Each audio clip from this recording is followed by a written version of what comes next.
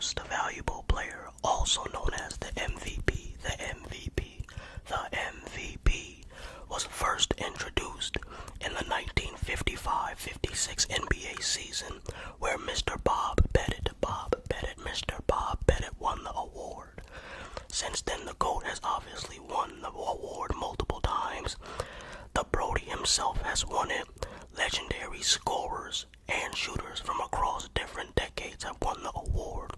But now the year is 2024, and a new era of young superstars have emerged who are just as eager and motivated by greatness to win such a high achieved award.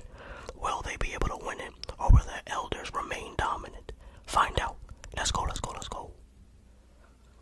Alright, welcome back to another Matt the Scat video, man. Drop a like on this video.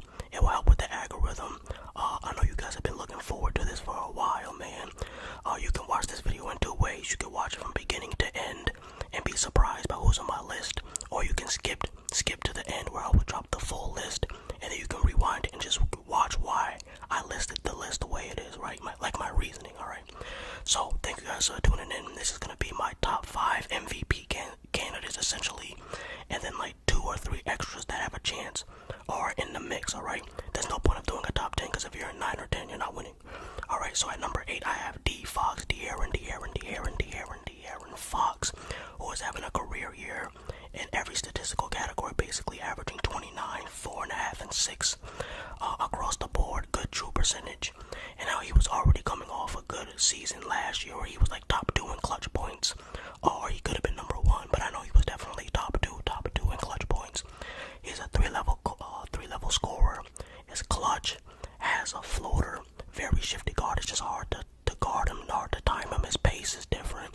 He's definitely the fastest player in the league by far. It's not even close. Like, the closest thing we've seen in terms of speed was probably like rookie or like prime John Wall or something like that, man, or Russell Westbrook on OKC, but he just has it all, man. He could do it all.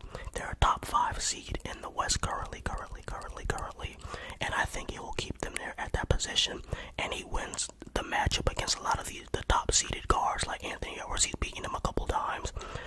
He's beaten Shai. Well, I know in their last matchup Shai won, but he usually gives the top guards some competition, so I have him at 8. Alright, so speaking of Ant-Man, I got Ant-Man at number 7, who is also having a career year in every statistical category, 26, 5, and 5. Now, his points per game doesn't look that crazy, but trust me, that's going to continue to go up. He started off the season for like the first 2 weeks averaging 28 or 29 points per game, then injured his hip badly, tried to play with the injured hip for like a week or 2, messed up his stats. It was around 24 points per game, but now it's at 26. It's probably going to finish somewhere between like 27 and 29. But yeah, he's another 3-level scorer. The reason why I have him above De'Aaron Fox is because of defense, and because number 1, the biggest reason they have the number 1 seed. He's the number 1. He's the best player on the best team in the best conference. Well, that's because everybody says the West is the best conference. So even though they're not the best team in the league, because the Celtics have the best record, everybody talks about how tough the West is. All right, so I feel like that's deserving of number 7. You feel me? All right, so let's keep it going, man. All right, so number 6, I got the man JT. Now Tatum is probably not gonna win it, honestly, because his team is just too talented. Porzingis is having a great year. He just finished scoring 34 points in their last game, so he has plenty of help. So it's gonna be really hard for him to win an award when there's like debatably 3 other All-Stars on his team. However, he's consistently giving you 25 to 30 something points a night, with also borderline all NBA defense. He's also gonna give you shot creation. He's improving in his clutch department. He's still not where I would want him to be as a Celtics fan, but each year he becomes a little bit more dependable. So I like what I'm seeing from him. I wish he would post up more. But you know what you're gonna get from Jason Tatum. He's very versatile. Can guard like the 1 through 4, like 2 through 4. Can guard 3 or 4 positions. I do like that he's committed to taking the ball to the rim. He's not settling for threes as much. He still does it too much for my liking. But yeah, man, he's constantly improving. I like his game. One of the most shifty wing players in the league. Probably behind Paul George or KD. Some of the best handles at the position ever. Alright, so now let's get into the top 5. The top 5 in my MVP candidate. I got Luka at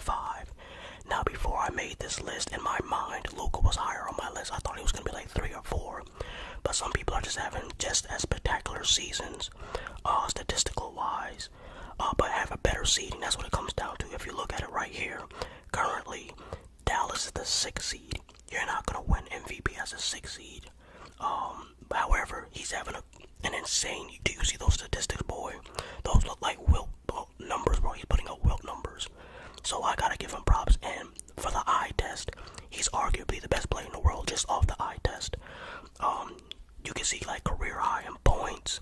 He's still dominating. Kyrie hasn't even been playing really as of late. Like he's missed like the last couple of weeks. So for them to even be a top 8 seed in the West with no Kyrie, and their team is pretty weak outside of Luka in itself, I have to give Luka some credit and show him some love and put him in the top 5. I just don't see him winning if they don't raise in the rankings, and they're currently slipping. As I said, Kyrie is out, and they're just slipping slowly, but it's happening. Because if you remember, early in the year they were a top 4 seed in the West for a while. Now they're 6. Alright, man, they gotta come on, they gotta do it. Alright, on to number 4 is where it gets spicy, man. We got Big Yoke, who's actually even scoring more than he did last year. I didn't realize that. It felt like for some reason he was having a down scoring year compared to last season, but that's not true whatsoever. So I'm glad I'm not spreading those lies and those narratives. But yeah, he's averaging 26 points per game, crazy a number of assists. You know what he is? He's basically just a taller Luka. Let us be honest, bro. He's a 6'11 Luka, which is insane. Can dribble, pass, bring the ball up. Just had a game winner against Golden State. A game winner against Golden State. So this man can just do it all. His control and pace of the game. He gives you clutch buckets when you need to. He's a good teammate. And for the first time in like forever, I saw him show emotion, man. Look at this right here. This man was hype, boy. So yeah, man, we know what Jokic. I'm not gonna spend too much time on him. Oh, damn, I gotta say this next guy, bro. It's him. He's still not better than Embiid. I don't care what you say. Get your playoff numbers up. But the MVP award is not based on the playoffs. So you're lucky. You're lucky, Shai. Alright, I'll give you the advantage in this situation. Averaging 31, 6, and 6, while also giving you borderline All-NBA defense. There's not too many people doing that, man. Not even Luka. I mean, the numbers obviously, but the defense is too. That's crazy, bro.